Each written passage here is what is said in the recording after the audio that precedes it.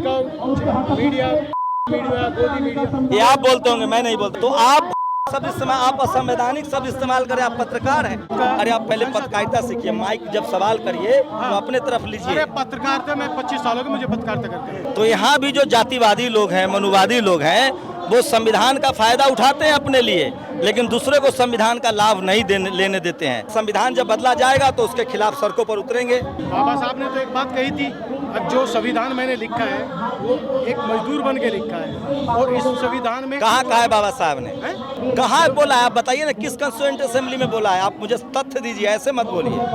आजकल लोग, मुझे पता है, व्हाट्सएप यूनिवर्सिटी ज्यादा पढ़ रहे हैं। हम सब शोषित वंचित के साथ हैं, कोई दलित और सवर्ण पत्रकार नहीं है। जिस दिन रिजर्वेशन हो जाएगा टीवी अखबार की पत्रकारिता में, उस दिन पत्रकारिता अच्छी हो जाएगी।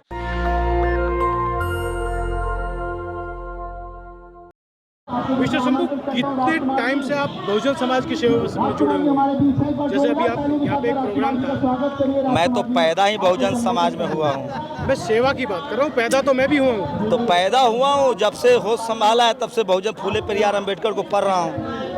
मैं कह रहा हूँ, आज हिंदुस्तान की दिशा और दशा के बारे में क्या कहेंगे, जो प्रेजेंट की दिशा और दशा चल रही है? मैं तो भारत की दशा दिशा से खुश हूँ। संविधान है और देर सवेर सबको न्याय मिलेगा इस देश में। देर होगी लेकिन मिलेगा।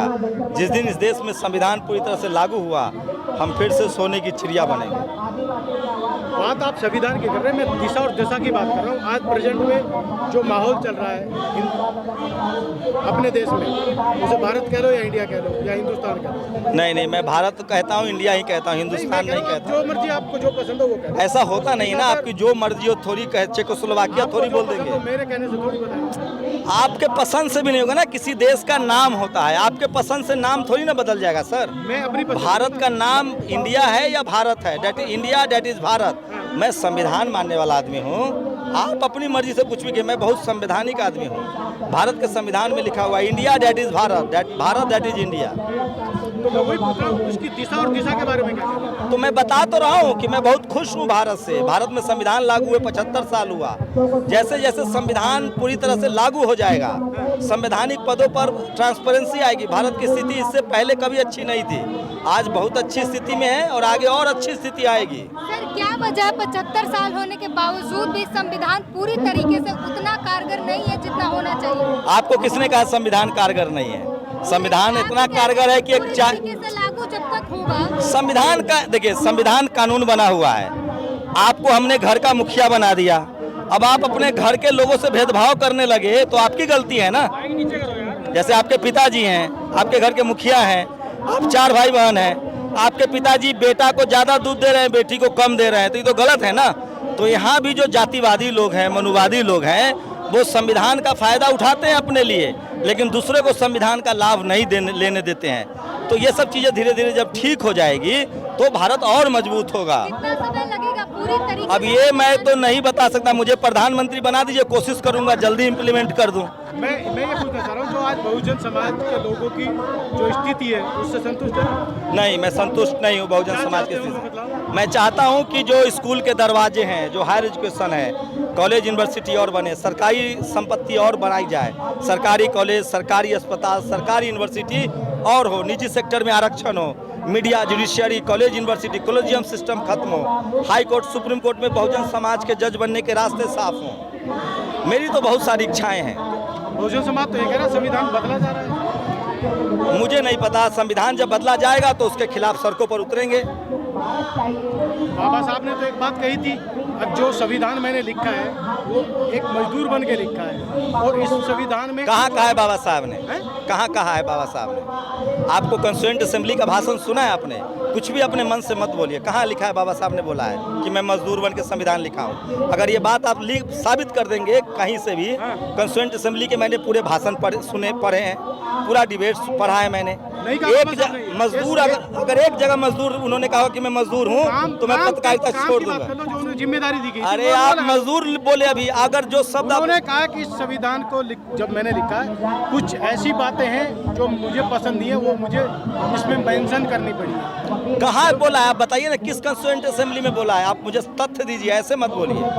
आजकल लोग, मुझे पता है, व्हाट्सएप यूनिवर्सिटी ज्यादा पढ़ रहे हैं। कंस्टिट्यूएंट असेंबली के भाषण बताइए। बाबा साहब ने एक यूनिवर्सिटी में आप नहीं जाते क्या? नहीं जाता हूँ मैं। बाबा साहब ने कहा है कि संविधान कितना ही अच्छा हो, अगर उसे लागू करने वाले लोग अच्छे नहीं होंगे तो संविधान खराब साबित होगा, और संविधान कितना भी बुरा हो उसे लागू करने वाले लोग अच्छे होंगे तो संविधान अच्छा साबित होगा। तो ये भी कहा है अब जिसका, अरे आप पहले पत्रकारिता सीखिए, माइक जब सवाल करिए तो अपने तरफ लीजिए। अरे पत्रकारिता में 25 साल हो गए मुझे पत्रकारिता करते, आवाज जा रही है ना, वो माइक मेरे पे आप नहीं आएगा। अरे यही तरीका होता है कर रहे सर। हैं पत्रकारिता? मैं तो 5 साल से कर रहा हूँ। मैं 25 साल से कर रहा हूँ। तो आप माइक सवाल के तरफ अपने तरफ मेरी आवाज करिए। चली जाएगी, मुझे आपकी आवाज चाहिए ना, मैं तो आपकी आवाज सुनना चाह रहा हूँ ना। मैं तो इनकी तस्वीरें लो। अब बात खत्म हो गया। आप 25 साल से कर रहे हैं, मैं बहुत जूनियर आदमी हूँ, मैं माफ़ी चाहता हूँ। मैं आपके लेवल का नहीं हूँ, आप बहुत सीनियर हैं, माफ़ी चाहता हूँ मैं आपसे। दलित पत्रकार कौन है? मैं इससे असहमत हूँ। हम सब पत्रकार हैं, हम सब शोषित वंचित के साथ हैं। कोई दलित और सवर्ण पत्रकार नहीं है। कोई आप बात बाबा साहब की आवाज उठाई, उसको एक तरफ कर दिया। करने दीजिए। करने वाले ज़्यादा दिन नहीं टिक पाएंगे। इस देश में जो शोषित वंचित है, जो पीड़ित है, जो महिलाएं हैं, वो सबको बाबा साहब ने संवैधानिक अधिकार दिए हैं। वो सब एक दिन देर सवेर जैसे जैसे एजुकेशन आएगा वो एकजुट होंगे। आप आने वाले पत्रकारों को क्या सुझाव देंगे सर? पत्रकार का मतलब होता है पीड़ित के साथ खड़ा होना। पत्रकार का मतलब होता है सत्ता से सवाल करना। पत्रकार का मतलब होता है न्याय के लिए खड़ा होना। जैसे अगर मैं फौज में हूँ तो पाकिस्तान पर हमला करूँगा और कोई मजबूत देश आ जाएगा तो भाग जाऊँगा तो गद्दार कहलाऊँगा। तो पत्रकार का काम होता है जो भी सत्ता में हो, सत्ता से जनता के लिए सवाल पूछना। इस समय जो पत्रकारिता हो रही है देश में, वो सही हो रही है क्या? मैं टीवी अखबार की पत्रकारिता से सहमत नहीं हूँ। वो कास्टिस्ट लोग हैं, एक ही जाति एक ही धर्म के लोग हैं, और वो उसी वजह से वहाँ डाइवर्सिटी नहीं है।